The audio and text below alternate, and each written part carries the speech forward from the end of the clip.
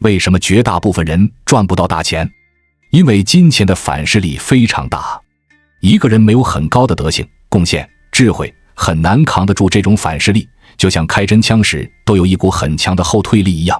如果你的祖辈和你都没有很高的德行和智慧，是很难扛住财富的。一般人当钱的数量达到一定程度的时候，就会无视道德和规则及做人做事的基本礼仪和尊重，就会变得自大狂傲，忘乎所以，内心膨胀的自己都掌握不好了。如果一个人不够稳固，就会被推倒在地。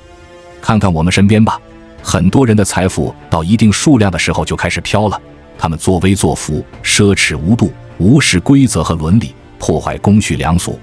每个人这一辈子赚的钱都有一个临界点，当一个人的低劣本性被金钱暴露的时候，那就是你财富的极限。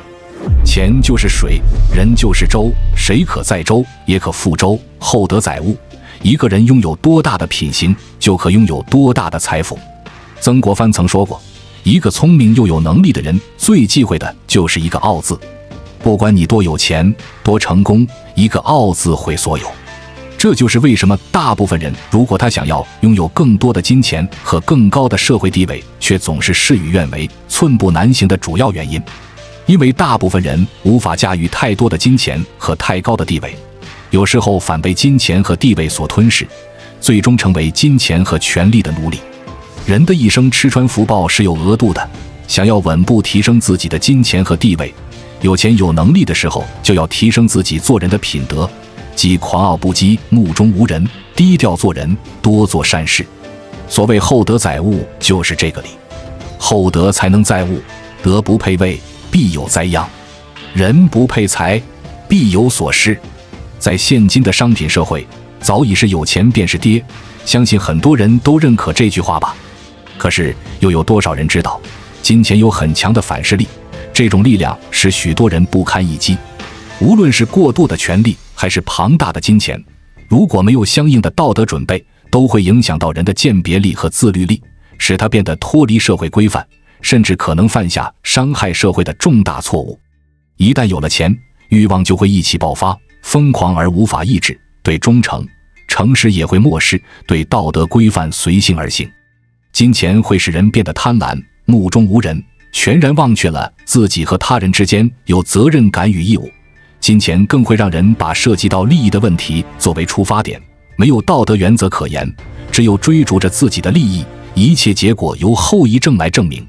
现实生活中见得太多了，有的人赚了大钱后成了富豪，但是因为赌博又变成了穷光蛋；有的人有钱后抛妻弃子，跟美女跑了，最后亏光了自己，成了孤家寡人；有人有了钱后忘了初心，整天只知道过奢侈无度的生活，大吃大喝，结果没到老年已落了一身病。如此种种，这样的例子太多了。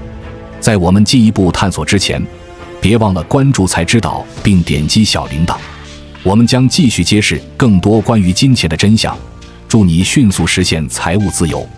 曹德旺说，其实大部分人都不适合发财，因为钱的反噬力非常大，一个人没有很高的德行和智慧，很难扛得住。一般人当他的财富达到一定程度的时候，就会无视规则、礼仪，无视底线、人格、道德，他们会把这些全部卖给钱。这段话包含什么深意呢？其实有3点。一、厚德载物。周易中说，君子以厚德载物，这就告诉我们，只有增厚美德，才能容载万物。金钱也是一种物质，所以若想富有，需要足够厚实的品德做支撑。真正富有的人都是有大德行的人，比如日本经营之圣道圣和夫也强调敬天爱人，做事要动机至善。他在65岁退休时，也把公司股份全都分给了员工，一生都在践行利他原则。曹德旺，中国首善，做过不计其数的善事，帮助过太多，回馈社会的慈善做了160亿。真正富有的人都有厚德，越有越给，而越给予和奉献，财富反而更源源不断。2、金钱的两面性。荀子说，水能载舟，亦能覆舟。放在金钱上面，同样的道理。金钱能让人生变得顺流，也能把一个人摧毁。想变有钱没问题，要通过正当合法的方式去获取，还要有足够的智慧去驾驭，人生就会越来越丰盛富足。但为了赚钱，无视规则、礼仪、尊重，无视底线、人格、道德，他们把这些全部都卖给了钱。曹德旺这话就是在说，人若被钱所奴役，那金钱就会发挥反噬力，生活会拿走不属于你德性的东西，比如健康、财富或家庭破裂等，造成不良后果。因为德不配位，必有遭殃。3. 为什么你发不了财？正如曹德旺说的，没有很高的德性、智慧，很难扛得住。赚钱需要靠智慧去赚，赚到了要靠德去驾驭运营。所谓小赢靠智，大赢靠德，就是这个道理。曹德旺就是这样一位有智慧有大德的成功企业家。虽然他草根出身，只有小学文凭，但从小跟随父亲经商，在社会摸爬滚打，积累无数经验，从一穷二白，靠着诚实守信努力奋斗，做成了世界玻璃大王，给社会做出了巨大贡献。他身价好几百亿，但从1987年创业以来，至今累计捐款超过了160亿，小到给母校捐赠桌椅，给陌生人助学，给绝症员工免费治病，大到给疫情捐款1亿，给河南灾情捐款1个亿，为给国家培养卡脖子的高新技术人才，他花100亿建立公立大学。他声称死前要把钱都回馈给社会。他还说要感谢那些受助者，是他们给了他机会积德。我认识的一个朋友，父亲出轨，自己烂桃花遍地，母亲小气罢了，后来得到一笔遗产，准备买车时选择了奔驰。当时就有种感觉，以他们的德行和智商，他们还不配开奔驰。果然，新车到手后，接二连三出了事故，光是修理费都出了20-30万了。这就是人扛不住财。俗话说，多大的度量端多大的碗，多大的能力扛多大的事，多大的德行行多大的运。不要只看到别人的财富和地位，不管他是怎么得到的，没那个能耐和德行是不会长久的。所以很多人发财后都会捐款做一些慈善，因为能发财说明智商还是够的，但要接住还需要德行。如果德行不够，迟早遭到金钱的反噬。前不久的成都太古里千手门大瓜，胡总经理也是非常符合曹老板这段话的。胡总经理这样的身份和地位，出了这样的事，第一波在网上出现的标题就是亏妻者百财不入。果然分分钟处分出来了。他还能有家吗？儿女会如何待他？小情人还会和他牵手吗？其实这种被金钱和地位反噬的例子太多太多了。人还是要一步一个脚印，不忘初心，牢记使命，修炼本事的同时也不忘修炼自己的德行，这样才能走得踏实，走得长远。所以如果你发财了，请务必在精神层面做好强有力的准备，具备高尚的人生观，慈悲的情感，内心有责任感和担当，自觉地为社会带来利益与福祉。金钱的反噬力是他自身的杀手，无论有多少金钱，都不能避免此刻搏斗之后，以往有意的远去，岁月的流逝。发财之前，记得拿出心灵的磨砺，以便把自己磨成可以承受更多的磨砺，以便把自己变得更坚强，更有担当。莫言说，钱就像内裤，你得有，但不必逢人就证明你有。干事业就像怀孕需够月，着急了就容易流产。你若成功了，放屁都有道理；你若失败了，再有道理都是放屁。男人喜欢女人的漂亮脸蛋，女人喜欢男人的甜言蜜语，所以女人学会了化妆，男人学会了撒谎。男人撒谎需要用钱来圆，女人化妆需要用钱来供，所以女人将真心和皮囊卖了，男人往死里拼命挣钱。莫言说话总是直击心底，道出的人间百态。在这个世界上，什么都很现实，人人都离不开钱。钱是好东西，可以让人开心。俗话说，有钱能使鬼推磨，所谓贫贱夫妻百事哀，就道出了没钱夫妻的悲凉。有钱是成年人生活的底气，有的人跟你来往，就是因为有利益。正所谓天下熙熙，皆为利来；天下攘攘，皆为利往。钱是照妖镜，也是良心尺。穷实见人性，富实知人心。一富遮百丑，一穷毁所有。当失意落魄的时候，总会看尽世态炎凉。于是有人质疑，既然钱这么重要，那钱财如粪土，人一值千金，千金易得，知音难觅都过时了吗？物欲横流的现实社会告诉我们一个血淋淋的道理：有钱可以任性，没钱只能认命。但是金钱并不是万能的，它就像水一样，缺了它会渴死，贪图它会淹死。虽然金钱能带来地位的提升，捍卫做人的尊严，喜欢钱没错，但是君子爱财，取之有道。我们要通过自己的努力，用自己的辛勤劳动获得财富，试图僭越道德底线。贪得不义之财不可取，否则财富也会给自己带来灾难。一个人脚踏实地，勤劳能致富，但大富大贵的人一定是有德行的人。所谓小富靠勤，大富靠德。易经讲天行健，君子以自强不息；地势坤，君子以厚德载物。也就是说，一个人要成功，就要自强不息，不停地拼搏奋斗。自强不息能获得成功和财富，但是要保持成功和财富，就需要厚德载物。没事别矫情，多挣钱，但别不择手段。举头三尺有神明，要想人不知，除非己莫为。但行好事，莫问前程。缺德的人，即使发财了，也会遭到金钱的反噬，千金散尽。一个真正有远见的人，并不急于去赚钱，而是先给自己积德作为后盾。既要努力赚钱，也要克制欲望，欲望不要大于能力，财富不要大于德行。千万记住，君子爱财，取之有道。我们必须要修炼自己，提升生命的境界，才是驾驭好自己的金钱和财运。同时，德行不够的时候，要警惕金钱的3个反噬力。底线缺失，人为财死，鸟为食亡。光芒炫目的金银珠宝，一踏踏的人民币谁都爱，但必须牢记一条古训：君子爱财，取之有道。真富爱色，纳之以礼。赚钱一定要讲品德，守底线，懂规矩，明白什么钱可以赚，什么钱不可以赚。否则见钱眼开，唯利是图，胡作非为，必然万劫不复。在抖音看过这么一个视频，缅甸佤邦召开公审大会，3名中国人被五花大绑，各有2名法警押着跪在地上听审。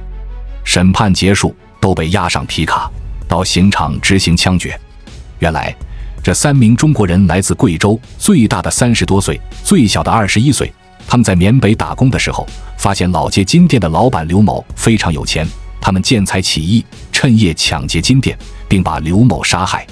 被捕的时候，3名嫌疑人藏身一处烂尾楼，抢来的财物还来不及出手，守不住底线，妄想不义之财，最后只会赔了夫人又折兵，甚至把性命搭进去。贪婪成性，人心不足蛇吞象，贪心不足吃月亮。人性都是贪婪的，都想得到更多，然而贪欲一旦泛滥，就会误入歧途，堕入深渊。小的时候我们想，如果每天可以吃1只鸡腿就太美好了。长大后我们想，如果能有一份工作，有房有车有老婆，夫复何求。后来我们什么都有了，但仍然觉得自己过得不如人，常常自惭形秽，黯然神伤。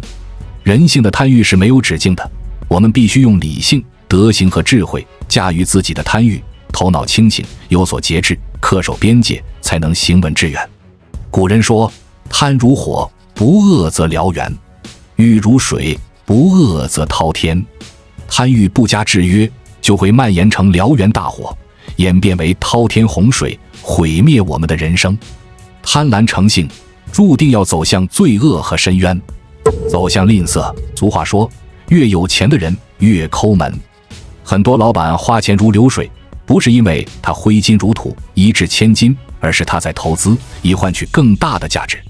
比如他给官员行贿，不计代价；他为了拿下某个项目，斥巨资公关；他为了经营好自己的有效人脉，花钱送礼笼络大家。一些人就算做慈善，背后往往也有利益的考量。有钱人知道赚钱不易，所以更抠门，不是关键地方，舍不得胡乱撒钱。小说《吝啬鬼》的主人公阿巴贡是一个十分有钱但吝啬成性的人，他放高利贷，财源滚滚，每天数着钱，他就觉得无比幸福。然而他却舍不得消费，紧衣缩食，饿着肚子上床睡觉。不顾儿女各有自己钟情的对象，执意要儿子娶有钱的寡妇，要女儿嫁有钱的老爷。阿巴贡虽然坐拥金山银海，却活成了一个抠抠搜搜的穷光蛋。我们不仅要会赚钱，还要学会花钱，享受生活，利益众生，才是人间之德。一位名人说，金钱能做很多事，但它不能做一切事。我们应该知道它的领域，并把它限制在那里。当他想进一步发展时，甚至要把它们踢回去。赚钱是一个人内心最深的渴望，也是芸芸众生一辈子奔波的目的。反而物无美恶，过则为灾。我们一定要警惕前的3个反噬力，以足够的境界和能力驾驭自己的金钱。任何时候，良心这2个字都不能丢。天网恢恢，疏而不漏，千万不要为了一时的贪心，损了自己千秋的福报。什么钱都赚是没有良心的。古语有言，德不配位，必有灾殃。意思是说，一个人如果没有良好的德性，即使拥有好的地位、条件、荣誉，也不会长久，必然会有灾祸。现在社会，大家普遍轻视良心与道德，过分重视功利和收益，甚至贪得无厌。多少人的财富来自于不依循正道的通路，多少人的富贵建立在自私自利的不择手段之上。不依循正道的利益，不遵循天理良心的财富，就算可以得到，也不应该取得，因为它会时时让你内心不安，有所忧虑，且心生恐惧，并且早晚有一天会连本带利收回去。有一次，一个组织请了当地最有钱的人跟我一起吃饭，我坐在那里，旁边的人一直告诉我他什么都有，不管是私人小岛还是飞机。他只问我一句话，你看我怎么样？我说，你内心不安。他马上跳起来，我有什么不安？我赚这个钱都是合法的。我说，合法不一定合理，你这么一跳就是不安，你如果安，我再讲10句你也不会跳。他听后一句话都没有讲。中国人比较高明，只讲合理不合理，不太讲合法不合法，因为合法不一定合理，法有时候规范不到，因为都是事情发生之后才立法来规范，而理是有远见的，先有理，后来才有法。我们讲这个是想说，合理的钱一定要赚，不合理的钱再多也不要，更别说不合法又不合理的钱，绝对不能赚。什么钱都可以赚的人是非常没有良心的。中国人有句话，哪怕再过几千年也还是对的，这一句话就是天不怕地不怕，只怕自己的良心来说话。中国人就怕自己良心不安，法律是管不了他的。良心每个人都有，不需要向外求。我们每个人体内都有一座良心广播电台，只是你天天听那些乱七八糟的东西，就是不听它。我们宁可去做那些对人类有害、对自己没有帮助的东西，也不愿意去重视真正的宝贝。有人说那是农业社会的东西，是老传统，不够现代化，其实不见得是这样。希望大家不要自己骗自己，人在做，天在看。一个人危害社会，罪大恶极，终究逃不过良心的谴责，逃不过老天的惩罚。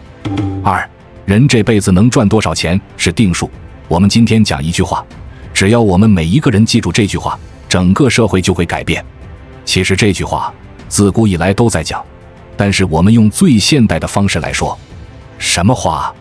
就是每一个人，不管在什么职位、什么行业，不管多大年龄，是男是女，只要凭良心为人民服务，社会就太平了，哪还有什么假冒伪劣？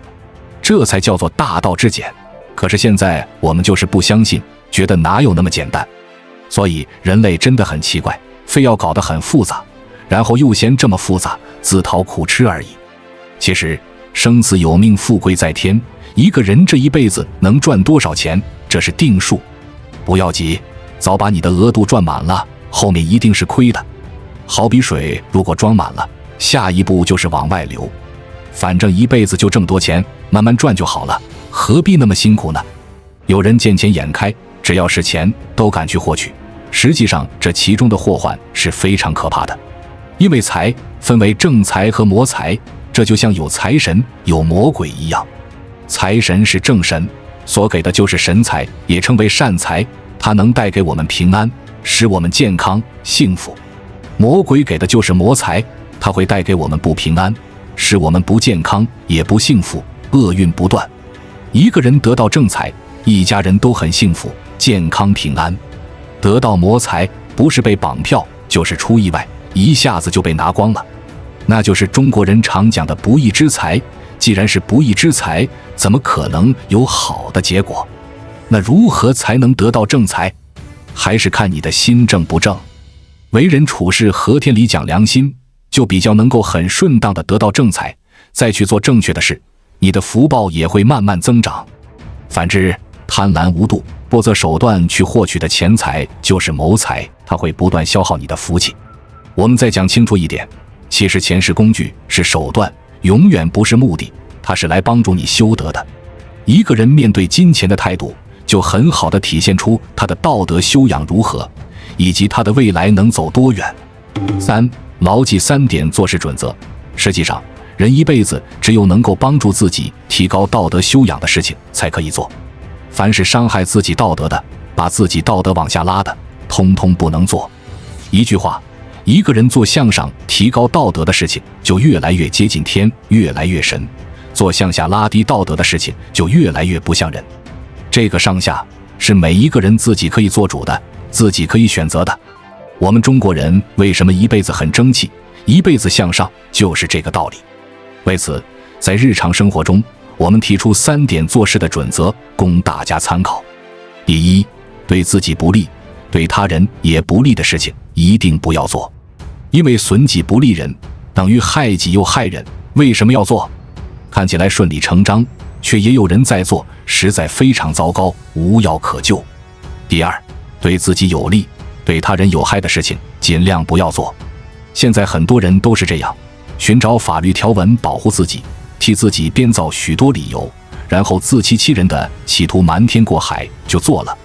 等到东窗事发，这才大呼冤枉，又到处设法逃脱。这种人特别多，我们要引以为戒。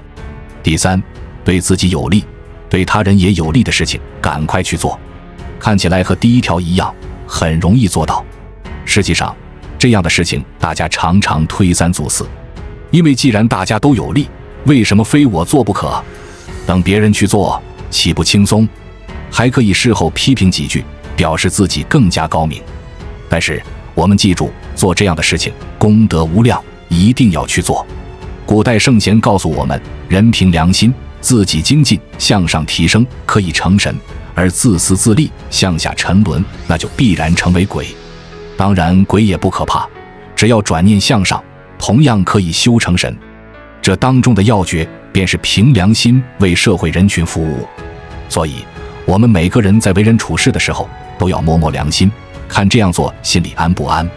中国人所追求的无非就是这一个安字，心安理得，问心无愧。孔子就是这样，这个人问他，他给这个答案；那个人问他，他给那个答案。但是不管什么答案，都有一个共同的指向，就是这件事情要不要做，问问自己心里安不安。安，你就做；不安，就不能做。总之，人生的规律只有一个，就是自作自受。每个人必须要好好的去选择，好好的去走自己的路，因为没有人能够帮得上你的忙，也没有人能够害得了你。到最后，你的所作所为都将要由你自己来承担一切后果。在金钱的世界里，德行和智慧是我们最可靠的舵手，他们不仅引导我们正确使用财富，还能帮助我们在物质与精神之间找到平衡。愿你我都能在追求财富的道路上不忘初心，保持内心的平和与清醒，通过提升自己的德行和智慧，让金钱成为提升生活品质和助人为乐的工具，而不是奴役我们心灵的枷锁。愿你我都能成为自己财富的主人。关注我，我是财之道，带你解锁更多金钱的真相。